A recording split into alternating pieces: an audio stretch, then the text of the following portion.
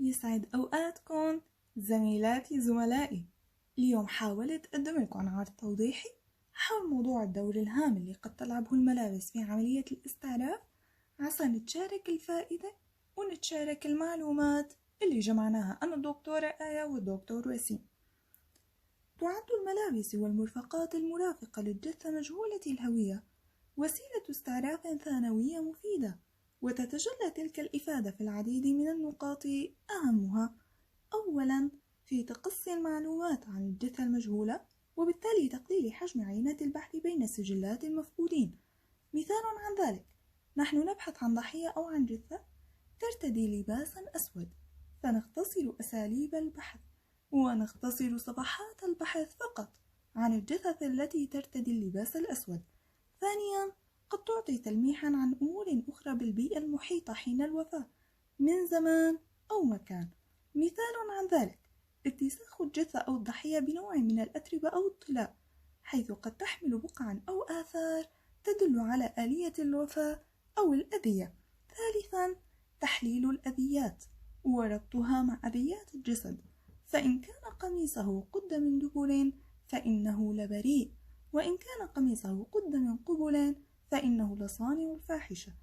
رابعاً أخيراً وليس آخراً قد تحمل سمات مميزة توجه للبحث والمقارنة عبر وسائل الاستعراف الأخرى مع سجلات أحد المفقودين.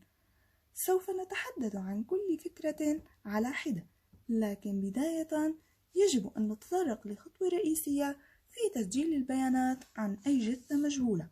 وكما يظهر أمامنا في الاستمارة الحالية، يجب التسجيل والتوثيق كتابيا وفوتوغرافيا كل ما نصادفه من ملابس ومرفقات مع جثة مجهولة الهوية، وحتى أنه يتم ترتيبها كما ترتب العظام وفق الشكل التشريحي، وتؤخذ لها صور مع أو بدون مقياس معكود للحالة. هناك استمارات خاصة بالملابس والمرفقات، حيث يسجل لكل قطعة من الملابس لون مقاس المادة المصنوعة منها، الشركة المصنعة إن وجدت، ووصف حالتها مما تحتوي من أزرار سحابات متمزقة أو متبقعة وغير ذلك. تختلف رؤيتنا الألوان، وبالتالي تسمية ذلك اللون من شخص لآخر، فقد يسمي الأول هذا الشريط اللوني على الكم بالريشي، بينما يطلق الآخر عليه سماوي. وقد يجتهد البعض بتسمية الألوان، كأن يطلق على لون البلوز البني لون القهوة. فالهدف من توثيق ألوان الملابس بحسب المقياس اللوني هو توحيد المسميات عند تسجيل لون أي قطعة ملابس من جدول الملابس. يتم اعتماد مقياس لوني موحد نوعا ما يحتوي على أسماء الألوان الأساسية كالذي نشاهده ها هنا، ويدون لون قطعة الملابس لأقرب لون من هذا المقياس المتدرج. وما تجدر الإشارة إليه أن مقاس كل قطعة من الملابس تعطينا فكرة عن البنية الجسدية مجهول الهوية، وبالأخص في حالات الجثث المتفسخة أو البقايا العظمية، حيث لا يمكن تمييز ذلك من تلك البقايا. حتى أن بعض الملابس قد تعطينا أفكارا عن أمور يستحيل معرفتها عن الجثث المتفسخة والبقايا العظمية، إذ تختلف الأحجام مثلا عند الفتيات بنفس العمر والوزن، ولربما كان ذلك من الوسائل المساعدة في تقليل حجم عينة البحث بشكل كبير. وبالأخص إن ساعدنا الأمر في التنبؤ إن كانت الفتاة مثلا ثيب أم بكر. من الضروري أيضا تسجيل المادة التي صنعت منها كل قطعة من الملابس، إن كانت قطن أو صوف أو أي مادة أخرى، وبذلك يفيد في مثل هذه الأمور في معرفة الزمان صيف كان أم شتاء الذي توفيت فيه الجثة من طبيعة الملابس. وربما أيضا تقليل حجم عينة البحث عند مقارنة السجلات مع سجلات المفقودين الذين سجل آخر تواصل معهم في تلك الفترة. بعد الانتهاء من تسجيل خامة الملابس، يجب علينا عدم إخفاء الشركة المصنعة إن وجدت علامة تجارية، لأن ذلك يساهم أيضا في تقليل حجم عينة البحث ضمن السجلات المفقودين. وربما يكون اللباس مفصلا لدى خياط، وبعض الخياطين يتركون اسمهم كتوقيع على القطع المصنعة لديهم أو رقم على نمرة صغيرة ضمن الملابس. عند الحديث في حقل الوصف، توصف كل قطعة من الملابس بدقة من عدد الأزرار أو الجيوب أو شكل أو الدبابيس وكل ما هو مرتبط بها، فهذا يؤدي إلى رسم صورة أولية تكاد تكون نسخة عن الواقع. كما وتوصف الحالة التي تواجدت بها من بقع أو تمزقات فكما نشاهد من ملابس هذا الرجل مجهول الهوية أن فيها بقع مختلفة من دهانات الجدران، وبالتالي تعطينا فكرة عن طبيعة عمله. ويجب علينا هنا تفحص كل قطعة من الملابس فحصا دقيقا وبهدوء، لأننا قد نجد فيها دلائل.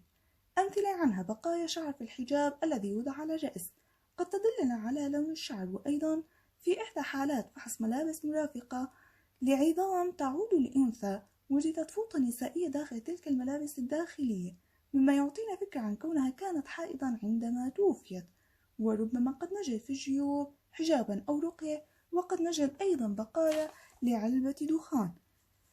قد نستدل أحيانا على أمور أخرى على أمور هامة تفيدنا في معرفة الظروف التي مرت بها الجثة قبل أو أثناء الوفاة، كما في الحالات التالية. نلاحظ مثلا وجود سيلان لعابي وهو يترافق عادة في حالات الشنق، وهنا نلاحظ وجود بقع منوية على لباس داخلي السيدة ربما يدل على حادثة اعتداء جنسي. وكما نرى وجدت تلك القطع من الملابس ملتصقة بجثة محروقة، ويمكن من خلال تحليلها معرفة نوع المادة المستعملة في إحراق الجثة. وكما نشاهد في هذه الصورة كيف انطبعت آثار عجلات السيارة على الملابس أيضا، وبالتالي يمكن معرفة نوعية الإطار. وأيضا كما نرى فتفيدنا الأتربة العالقة وأحيانا بعض النباتات في معرفة المكان الذي تواجدت فيه الضحية قبيل وفاتها. قد تدل المقارنة أحيانا على وجود عرج أو استخدام رجل أكثر من الأخرى في المشي أو العمل. أما الحديث عن موضوع تحليل الملابس وربطها بالأذيات المحدثة على الجسد أو البقايا العظمية هو موضوع هام وواسع، يمكن أن نتناوله في مباحث أخرى ومحاضرات أخرى. قد يلجأ البعض إلى كتابة اسمه أو رقمه على قبة القميص أو شعار الفلت، وبالأخص في الجيوش والعسكريين. كل ما سبق سوف يشكل لدينا قاعدة بيانات أو قاعدة معلومات بالغة الأهمية في محاولة الاستدلال على أصحاب الجثث. ولا نغفل أيضا أنه يمكن أحيانا تطبيق الوسائط الرقمية للكشف عن الكتابة غير الواضحة، كما نرى هنا في محاولة من الدكتور وسيم الكشف عن بعض الأحرف لإحدى الحالات التي صادفتهم في أرض الصومال. في الختام لا يسعني إلا تذكير نفسي وإياكم بأثر الفرد، مهما ضئل فهو بداية التغيير، فلا تدخروا جهدا قد يكون سبب تغيير، ولا تجعلوا أفكاركم حبيسة التعليق، بل انشروها علنا نستفيق. علني بدأت بنفسي وسأكمل الطريق. تكونوا بخير.